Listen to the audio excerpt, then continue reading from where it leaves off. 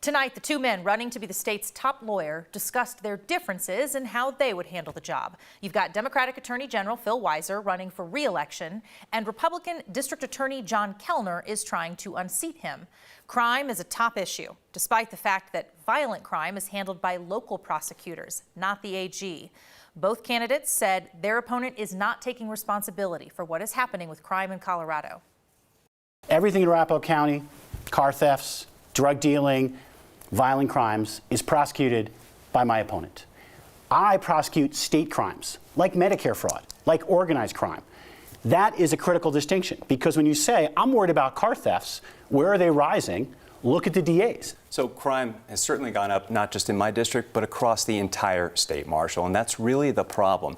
What you fail to hear from Mr. Weiser is any sort of acceptance of his responsibility as the state's chief law enforcement official, as someone who should be standing up for the people and advocating for common sense, tougher on crime policies that's going to help us on the front lines, prosecutors and law enforcement, actually turn the tide. They also debated issues like abortion rights, consumer protection, and the danger posed by fentanyl. Politics reporter Marshall Zellinger looked into some of those claims. This year at the state legislature, lawmakers made it a felony again to possess 1 to 4 grams of fentanyl. In 2019, possession of that much was reduced to a misdemeanor. Democratic Attorney General Phil Weiser explained why he did not push against that in 2019. I was focused on that time on our red flag law, making sure to get that passed. The 2019 bill was a bipartisan bill, and it's before we've seen the most recent rise in fentanyl. Fentanyl-related deaths were already on the rise since 2015. In 2018, the state counted 102 fentanyl-related deaths. In 2019, the year lawmakers changed the criminal classification of possessing up to 4 grams of fentanyl a misdemeanor, fentanyl-related deaths reached 222 and then spiked to 540 and 912 last year.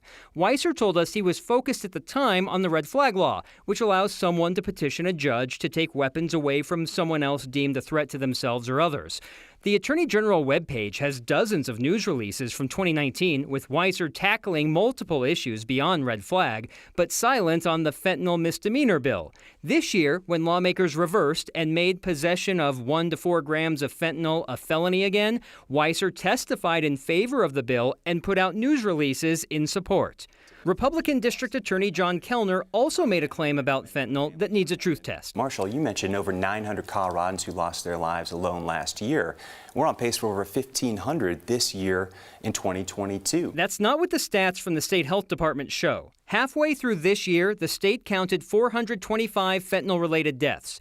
There were 912 all of last year. During the debate, I asked Kellner if he had stats that the state does not. I've seen how this proceeds. We know, and I can tell you this from my experience being a district attorney, how backed up the coroner's offices are and the toxicology reports, because of how overwhelmed they are with getting these unfortunate fentanyl overdose or fentanyl poisonings. According to a coroner I spoke with, toxicology reports generally take 4 to 8 weeks, and the state's Coroners Association has not heard of any additional lag.